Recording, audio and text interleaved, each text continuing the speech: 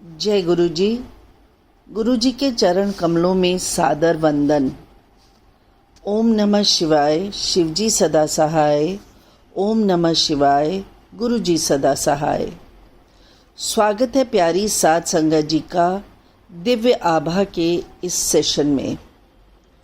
गुरु जी के निर्देशों पर आधारित ग्रंथ है द लाइट ऑफ डिविनिटी, जिसका हिंदी अनुवाद है दिव्य आभा।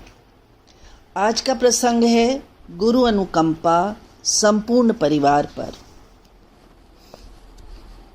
इस ग्रह पर सबसे कठिन कार्य गुरु जी के साथ अपने अनुभवों को शब्दों में पिरोना है। उनको देखने या मिलने का कोई पर्याय नहीं है। उसके पश्चात ही आपको अनुभव होता है कि वे कौन हैं और उनमें कितनी अभूतपूर्व प्रतिभाएं हैं। परंतु उनके दर्शन सरल नहीं है। वे तो उनके नियत करने पर ही संभव हैं। अनेक बार उनके दर्शन करने की बनी बनाई योजनाएं सफल नहीं हो पाती हैं। इसके विपरीत यदि वे चाहें तो वे आपको कहीं से भी बुला लेते हैं। मुझे दोनों ही अनुभव हुए हैं। गुरु जी का भक्त बनने के कुछ दिन उपरांत ही मैंने अपनी अनुभूतियों का अपने उन मित्रों से उल्लेख किया जिनके साथ मैं प्रतिदिन 18 से 20 घंटे बिताया करता था। उन सबको यह सुनकर बहुत अचंभा हुआ और उन्होंने गुरु जी से मिलने की आकांक्षा व्यक्त की। उनकी इच्छा के अनुरूप और मेरी उनको गुरु जी के दर्शन कराने की चाहत किसी न किसी कारणवश 6 माह तक टलती रही। वे दर्शन करने में असमर्थ रहे। अंततः जब यह संभव हुआ तो अपने जीवन के हर पृष्ठ पर गुरु जी की दया पाकर वे अति कृतार्थ हुए। अंतोतगत्वा गुरु जी ही अपने पास बुलाते हैं। इसे एक दिन गुरु जी ने परोक्ष में कर दिखाया। मैं बाहर, जहाँ पर वाहन खड़े किए जाते थे, अपने एक मित्र की प्रतीक्षा कर रहा था। एक कार वहीं पर आकर धीमी हुई और यह सोचकर कि मेरा मित्र इसी कार में है, मैंने उसे खाली स्थान पर मार्ग दिखाया। तब मैंने देखा कि उसमें मेरा मित्र न होकर एक नव दंपत्ति यात्रा कर रहे थे। उन्होंने शालीनता से प्रश्न किया, क्या यही नशा रेस्टोरेंट के लिए गाड़ी खड़ी करने का स्थान है? मैंने क्षमा याचना करते हुए उन्हें बताया कि वह स्थान तो इस मार्ग पर कुछ और दूरी पर है। यह स्थान संगत की कारें खड़ी करने के लिए है और मैं वास्तव में अपने एक मित्र की प्रतीक्षा कर रहा था। इस संवाद के पश्चात वे दोनों अपने मार्ग पर आगे चले गए। थोड़ी ही देर में वे दोनों वापस आए और उन्होंने जानना चाहा कि क्या वे गुरु जी के दर्शन कर सकते हैं। मैं भौंचक्का रह गया। यह नव दंपत्ति अपनी सुनियोजित संध्या एक आमोद प्रमोद के स्थान पर न बिताकर एक गुरु के मंदिर में व्यतीत करना चाहते थे, जिनके बारे में अभी कुछ मिनट पहले ही सुना था। उन्होंने गुरु जी के दर्शन का लाभ उठाया और बहुत संतुष्ट होकर गए। गुरु जी किस प्रकार से अपने भक्तों को अपने पास बुलाते हैं, इस उदाहरण से देखा जा सकता है। गुरु जी के संरक्षण में जब से मैंने गुरु जी के पास आना आरंभ किया, एक दर्शन एक विशेष आनंद होता है। उनके यहाँ पर बिताया हुआ समय उस दिन और जीवन का सबसे रोमांचक काल होता है। गुरु जी बहुत कुछ देते हैं। उस लंबी सूची में उनका संरक्षण भी है। गुरु जी की छाया में प्राप्त सुरक्षा अनुपम है। यह मेरे कई अनुभवों से सिद्ध होता है। हमें गुरु जी के पास आते हुए कुछ मास ही हुए थे जब मुझे एक दिन अत्यधिक ज्वर हो गया। यद्यपि मैं औषधि कम ही लेता हूँ, उस दिन मुझे एक अति प्रबल औषधि लेनी पड़ी। परंतु ना उससे लाभ हुआ, ना ही माथे पर गीला कपड़ा रखने से। मेरी माँ ने तब मुझे अपने पास रखने के लिए गुरु जी का एक चित्र दिया। इस चित्र को देखते ही मेरा ज्वर कम हो गया और तापमान सामान्य स्तर पर पहुंच गया। गुरु जी के चित्र ने मुझे तुरंत लाभ पहुंचाया था। एक बार महाविद्यालय में मुझे अचानक ही तीव्र पेट दर्द आरंभ हो गया। उसके साथ ही उल्टी हुई और जी मतलाना भी आरंभ हो गया। जब तक मेरे मित्र मुझे लेकर घर पहुंचे, मेरे पिताजी गुरुजी के यहाँ जा चुके थे। मेरे 2 मित्रों ने मेरे पिता के वापस आने तक रुकने का निर्णय लिया और मेरी लगातार बिगड़ती हालत देखकर उन्होंने मेरे पिता को फ़ोन किया। चूँकि 1 घंटे तक उनकी प्रतीक्षा करना उपयुक्त नहीं लगा, वे मुझे पास के चिकित्सालय में ले गए। मेरा परीक्षण करने के बाद चिकित्सक ने मुझे 2 इंजेक्शन और कुछ औषधियाँ देकर घर जाकर विश्राम करने को कहा, किंतु उससे मुझे कोई लाभ नहीं हुआ। उधर मेरे पिताजी ने गुरुजी को मेरी स्थिति से अवगत किया और शीघ्र जाने की आज्ञा ली। गुरुजी ने उन्हें 1 गिलास जल में नींबू का रस डालकर मुझे पिलाने को कहा। मैंने वैसा ही किया। मेरे माता पिता के घर पहुंचने तक मैं ठीक हो चुका था। कुछ वर्ष के उपरांत मुझे पुनः ज्वर ने घेर लिया। जब 2 दिन तक शाम को तापमान 104 डिग्री तक चढ़ने लगा, मुझे चिकित्सक को दिखाना आवश्यक हो गया। एक चिकित्सक ने कुछ औषधियाँ दी। उनसे लाभ ना होने पर कुछ परीक्षण भी करवाए, पर उनका परिणाम अनिर्णीत रहा। एक अन्य चिकित्सक ने औषधियों में परिवर्तन किया, पर उससे भी कोई सुधार नहीं हुआ। अंततः 1 सप्ताह बाद मेरे पिताजी ने गुरुजी को बताया तो उन्होंने कुछ अभिमंत्रित हरी मिर्चें दी। उनका सेवन करते ही कुछ घंटों में ज्वर, जो औषधियों से नहीं उतर रहा था, मिट गया।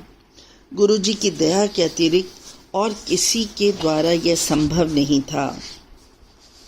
वाहन में रक्षा। गुरुजी को सबके भूत और वर्तमान का ज्ञान है। हमारी दृष्टि तो परिसीमित है और आगे क्या होने वाला है उसका हमें ज्ञान नहीं है। पर एक बार गुरुजी की शरण में आने के पश्चात और अपना जीवन उनको समर्पित करने के पश्चात वे हमारे भविष्य का भी ध्यान रखते हैं।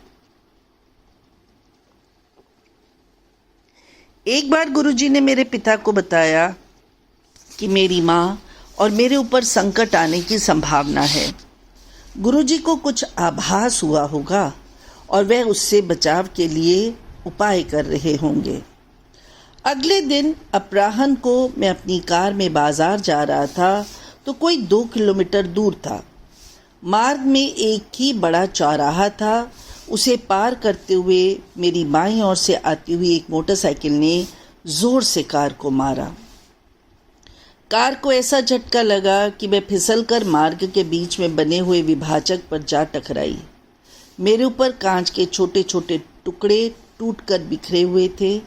मैंने जब सामने के कांच को देखा तो वह साबुत था।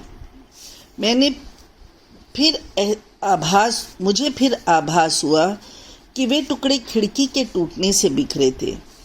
मैं उतरकर मोटरसाइकिल के पास गया तो उपस्थित भीड़ ने मेरे साथ सांत्वना प्रकट की। यद्यपि मैं बड़ी गाड़ी चला रहा था। मैंने चालक के नंबर लिए। उसके कुछ मित्र आकर उसे ले गए। मैंने भी आगे जाने का निर्णय लिया। मुझे लग रहा था कार शुरू नहीं होगी, पर पहली ही बार चाबी घुमाने से वह चालू हो गई। मैंने बाजार जाकर अपना कार्य पूरा किया। जब घर पहुंचकर मैंने स्नान किया तो देखा मुझे एक खरोंच तक नहीं आई थी। गुरुजी की दया से कांच के टुकड़ों से मुझे कहीं चोट नहीं लगी थी। उस संध्या को जब हम एक संबंधी की कार में गुरुजी के पास पहुंचे तो गुरुजी ने मेरे पिता को कहा कि वे चिंता ना करें, केवल कार ही क्षतिग्रस्त हुई है और यह ध्यान देने योग्य है कि बेटे को कोई खरोंच तक नहीं लगी। कार को देखकर कोई यह विश्वास नहीं कर सकता था कि उसके चालक को कोई चोट नहीं लगी होगी। कार को बहुत अधिक नुकसान हुआ था। उसका पूरा बायां हिस्सा बदलना पड़ा और ठीक होने में 1 सप्ताह का समय लग गया। केवल गुरुजी ही मुझे यह 100% सुरक्षा दे सकते थे। शीत ऋतु में एक संध्या को गुरुजी के यहाँ जाते हुए जब मैं कार चला रहा था, अचानक ब्रेकों ने काम करना बंद कर दिया। यद्यपि यह नोएडा से दिल्ली जाते हुए व्यस्त यातायात में हुआ होता तो निश्चित ही घातक होता, पर यह घटना एक लाल बत्ती पर हुई, जब कार बहुत धीमे थी। आधे मार्ग तक आ जाने के बाद हम ना तो वापस जाकर कोई व्यवस्था करने की स्थिति में थे, ना ही आगे बढ़ सकते थे। उस समय शाम के 7:30 बज रहे होंगे। अंधेरा हो गया था। ठंडा मौसम होने के कारण किसी मैकेनिक के मिलने की आशा भी बहुत कम थी। परंतु हमें एक मिस्त्री मिल गया जो घर जाने वाला था और उसने हमारी सहायता भी की। कार की बैटरी से बत्ती लगाकर वह कोई आधा घंटा तक दोष ढूंढने का विफल प्रयास करता रहा। अंत में मेरी बहन आरती ने गुरुजी से विनती की जिससे हमें उनके दर्शन में और देर नहीं हो। ठीक उसी समय कार के दोष का पता लग गया। कार ठीक हो गई और हम गुरुजी के दर्शन की राह पर चल पड़े। जब हमने गुरुजी के दर्शन के लिए जाना आरंभ किया था तब मैं कार चलाना सीख रहा था, पर कभी भी नोएडा की सीमा को पार नहीं किया था। अतः मेरे पिता दोनों दिशाओं में कार चलाते थे। यह नोएडा और दिल्ली के यातायात में एक दिशा में 20 किलोमीटर से अधिक का मार्ग था। उनको एक बार कार्यवश चंडीगढ़ जाना पड़ा। हमारे पास उनके वापस आने तक गुरुजी के पास जाने का कोई विकल्प नहीं था। मैं हिचक रहा था, पर माँ और बहन के प्रोत्साहन पर जब मैंने पिताजी से अगले दिन गुरुजी के पास कार में जाने की आज्ञा मांगी तो उन्होंने तुरंत हामी भर दी। अगले दिन जब मैं माँ और बहन के साथ कार निकाल रहा था तो हमें, जहाँ बहन बैठी हुई थी, अचानक गुरुजी की उपस्थिति का आभास हुआ। उस दिन जब तक मैं कार चलाता रहा गुरुजी की उपस्थिति बनी रही। लौटते हुए भी यही हुआ। जैसे ही कार को घर पर खड़ा किया उनकी सुगंध लुप्त हो गई। गुरुजी अपने भक्तों का इतना ध्यान रखते हैं।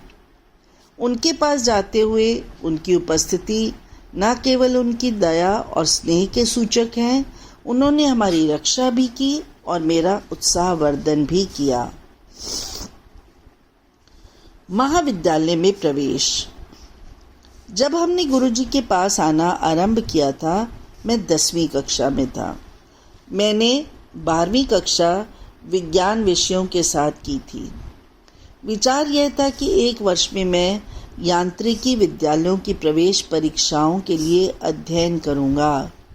साथ ही मैंने दिल्ली विश्वविद्यालय स्नातक पाठ्यक्रम में भी प्रवेश पा लिया।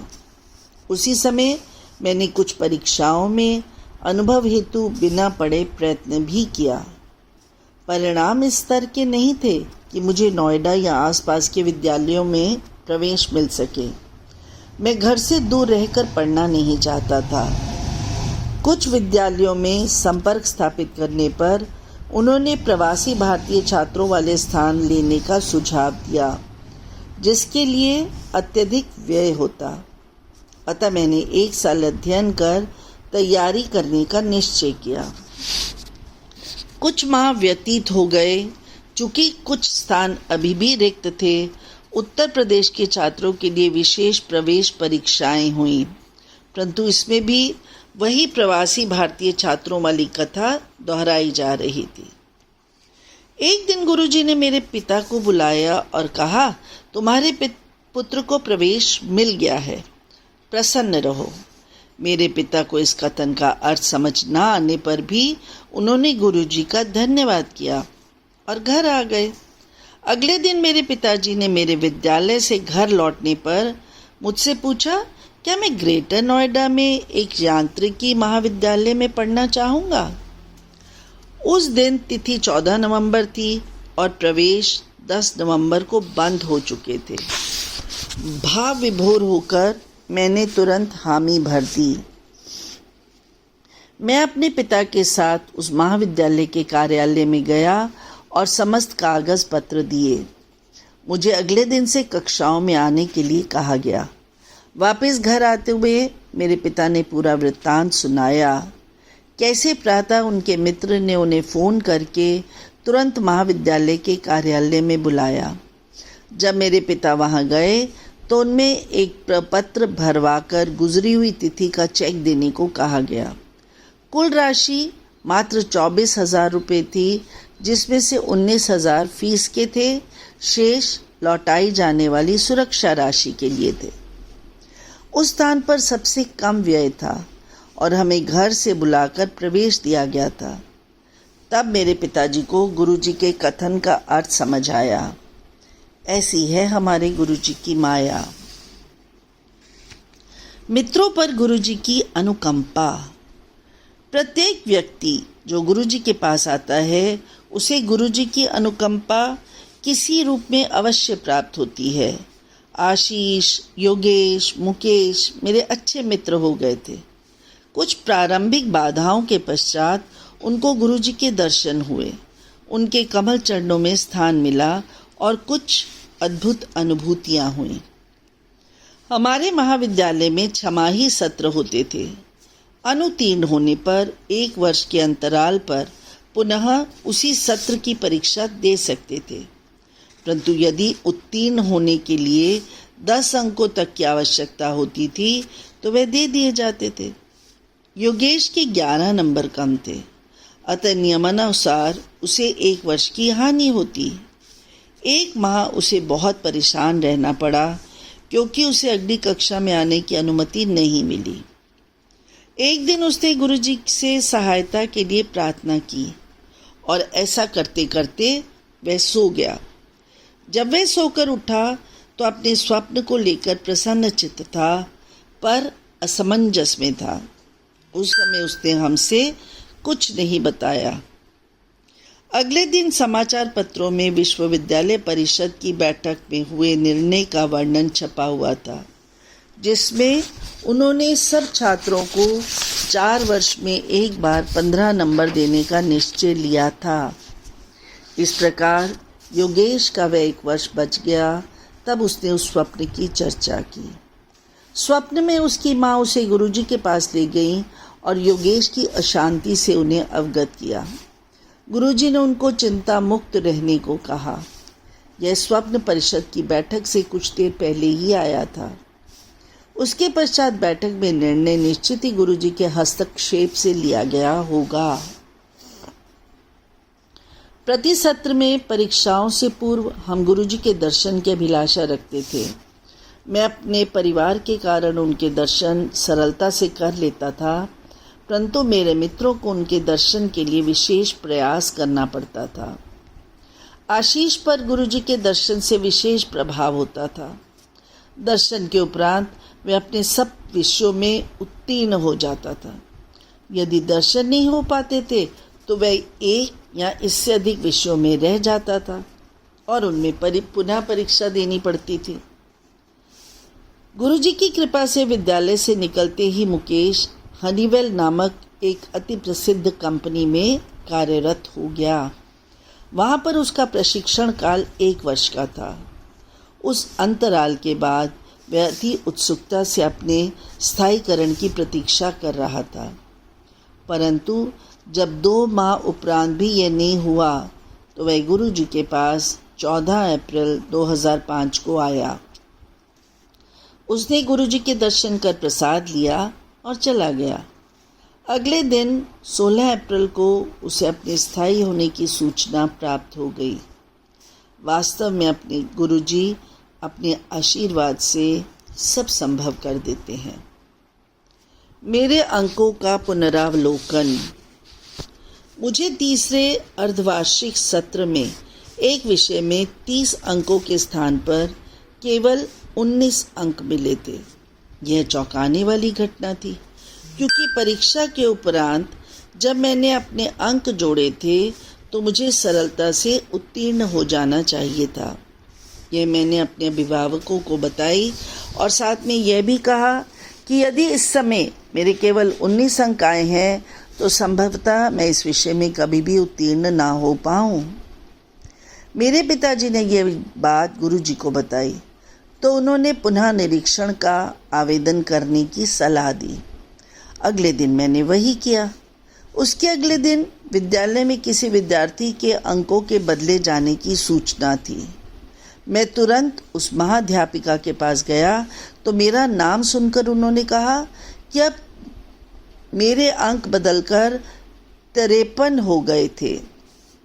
अति प्रसन्न होकर मैंने पुनः निरीक्षण का आवेदन वापस ले लिया और गुरुजी का हार्दिक धन्यवाद किया। बाद में हमें पता चला कि संपूर्ण राज्य में जहाँ 120 के आसपास महाविद्यालय हैं और प्रत्येक महाविद्यालय में कई सौ विद्यार्थी हैं, केवल 5 विद्यार्थियों के अंक परिवर्तित हुए थे और सबके ऊपर की और संशोधित नहीं हुए।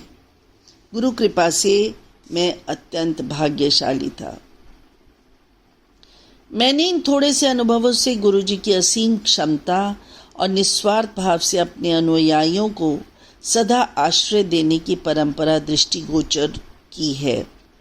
जब भी कोई भक्त अपनी व्यथा में गुरुजी से प्रार्थना करता है, गुरुजी सदा उसकी सहायता करते हैं।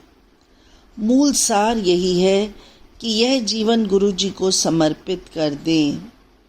वे तो प्रेम और स्नेह के अंतहीन स्रोत हैं। प्रार्थना करता हूँ कि उनकी हितकारी दृष्टि सदा हम पर बनी रहे और वे हमें सदा अपने चरणों में स्थान देते रहें। ओम नमः शिवाय। शिवजी सदा सहाय। अरविंद सिंगला, गुड़गांव।